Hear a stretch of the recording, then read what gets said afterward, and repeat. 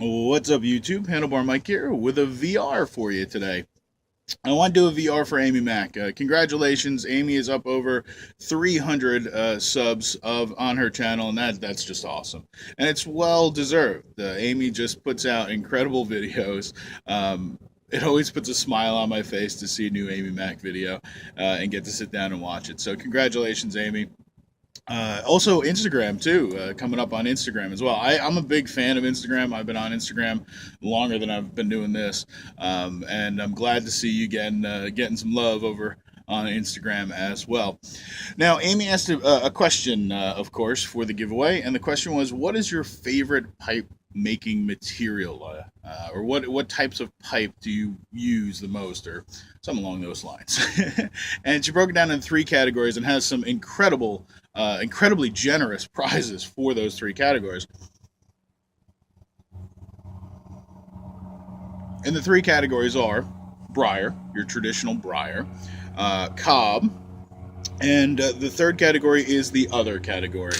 And I am going to have to fall into the other category. As much as I love my briar pipes, as much as I love the classic look of briar pipes and having a nice chunk of briar in my hand from the 20s and 30s, or even a modern day masterpiece from one of the incredible pipe producers of today. I love them. I absolutely do. Same thing with the cobs. The fact that there's more designers coming out, like you have Chris Morgan doing the Cobb cigar, working with Missouri Meerschaum. You have Dagner, Jason doing the Dagner cobs. I love those collaborations and advancing, I guess, the cob world. And seeing some interesting things from designers and artists and all the custom cobs out there, the Cobbit series and everything else. It's a lot of cool things. But the other category has one thing that is a little bit more special, in my opinion. That's variety. Yes, I can get a briar to look a lot of different ways, from classic lines to wild creations. Yes, I can get incredibly cool cob mods and all sorts of neat looking cobs, but it's still the same material at the end of the day. The other category is filled with all sorts of fun things, like this that I'm smoking, which is a black clay pipe that I got. I'm actually having what I'm calling a triple black morning here in Georgia. I got a black clay pipe with some Samuel Gawith black twist and a lovely cup of black coffee.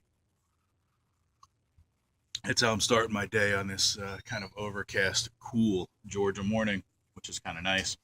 But you have clay pipes. You have variety of clay pipes. I like clay pipes a lot. There's some of my other clay pipes that I have here. I got my little brewer pipe that you guys have seen, and this one, a little hand on it and stuff like that. I love clay pipes. Yeah, they can be a little bit finicky. They're not as brittle and delicate as people think they are, especially if you get them from a good manufacturer that's using full clay and not slip casting and stuff like that. They can be durable. They can be fun. There's historical value in the clay pipes. Some of the original pipes that we have found archaeologically. That's a horrible word that I just butchered, but historically, we've been able to uncover fragments of clay bowls for pipes. Whether we're dealing with full clay pipes or just a clay bowl with a reed stem on it. It's just cool stuff. On top of that, you have the beauty that is Meerschaum. I have only a couple Meerschaum pipes, and I bought them a long time ago, and they were inexpensive. This is my Sultan. You guys have seen Zoltar before, but I also have. This is, I think, the first one I ever bought was this little saber tooth. I've actually bought this from a student carver that was just learning, and there's imperfections in it. It's not as beautiful as it could be, but it was dirt cheap, and it allowed me to get into Meerschaum and experience it. And they come with cool cases too. So Meerschaum, you have that purity, you have the artwork behind that. There is some incredible carvers, incredible carvings, incredible pipes that, again, have historical value, have been around for a long time, and they change over time. The more you enjoy them, the more color they get and everything else. It's absolutely incredible.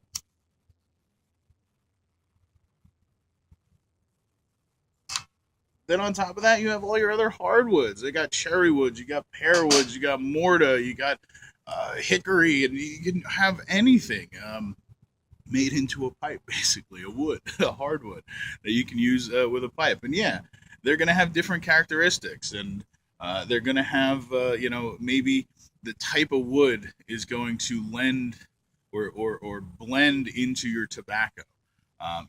Briar isn't tasteless. Everybody say, well, I don't like pear wood because it's spicy, or I don't like olive wood because of this characteristic that it might impart in the tobacco.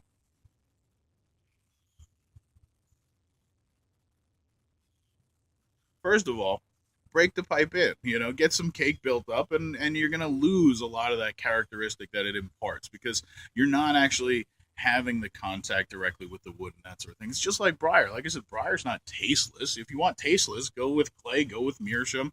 Um, cob until you get down to that hardwood stem down at the bottom there. Um, that's where you're going to get some tastelessness. But I don't mind it. I think it's fun to see the characteristics that the wood, that the smoking apparatus itself pipe can bring to the overall experience.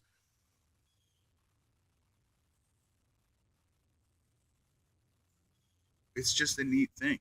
Variety is important. I like weird things too. I like different things. To quote Lydia Dietz from Beetlejuice, the living pay no attention to the strange and unusual, where I am strange and unusual. I like things that are different. It's great. Like I said, there's incredible artists out there making incredible pipes. There's incredible companies that have been making briar pipes for years and years and years, and there's history there and everything else. But the other category has a lot of depth to it, a lot of historical depth, material depth, fun. Heck, you can even look at. I guess Brylon would even be in the other category, a man-made substance that was made because it was less expensive than briar was and stuff. And I don't have any Brylon, and I know you do, Amy. You have a Brylon pipe, and I've never smoked one. And again, people say they smoke hot and stuff, but it comes down to maybe technique as well. And that's the other thing with hardwood. Some people say, well, this wood smokes hot all the time. I don't know if it's the wood. It's obviously the design of the pipe can attribute to that. You could have a briar that smokes horrifically hot if it isn't designed well, if it isn't engineered properly. But on top of that too, it's also the time to learn how to use it. Cobb cigar, great example. I got a Cobb cigar, was really excited about it. Packed the bowl the first time, couldn't figure the damn thing out. Okay, it wouldn't stay lit. It was hot. It was horrible. And I had to take the time to learn, to experiment, to play around, and figure out the proper packing method and stuff like that. And I think, and the proper tobacco to use and so forth and so on. I think the same thing comes with other hardwoods too, where people don't necessarily always give them a chance. They scoff a little bit at it. There's definitely, as much as I think our hobby has come a very long way as far as not being elitist, there is definitely still, I think, when it comes to other pipe making materials, especially woods, there is definitely an elitist type of, if it's not briar, I don't want it, man, type of feeling, which, whatever, man, that's cool. If that's the way you want to look at it, I think you're missing out. I think there's a lot of cool things you're not going to experience because of that, but whatever, it is what it is.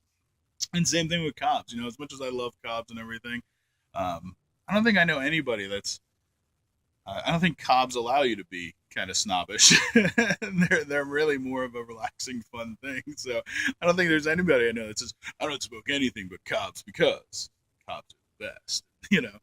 Um, People that enjoy cobs are chill, which is kind of cool. So when you're smoking a $5 to $30 pipe, I guess from everyday to wild with the cob world. I guess you can't be elitist. You can't be crazy like that. I guess you can be very proud, which is fine.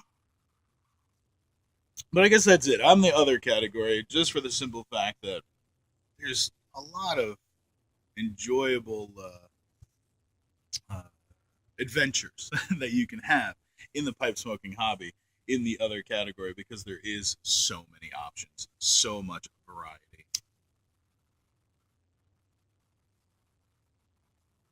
So much history to enjoy with our hobby as well.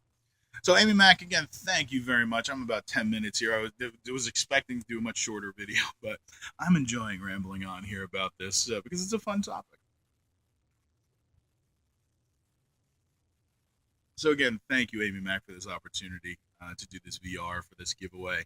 Congratulations on the sub. Congratulations on all the success that you deserve with your channel. And thank you for entertaining me uh, 15 minutes at a time here on this YouTube website. Have a great rest of the day, everybody. Don't forget, pack a bowl, light it up, smoke it down, enjoy, relax. And I'll see you online next time.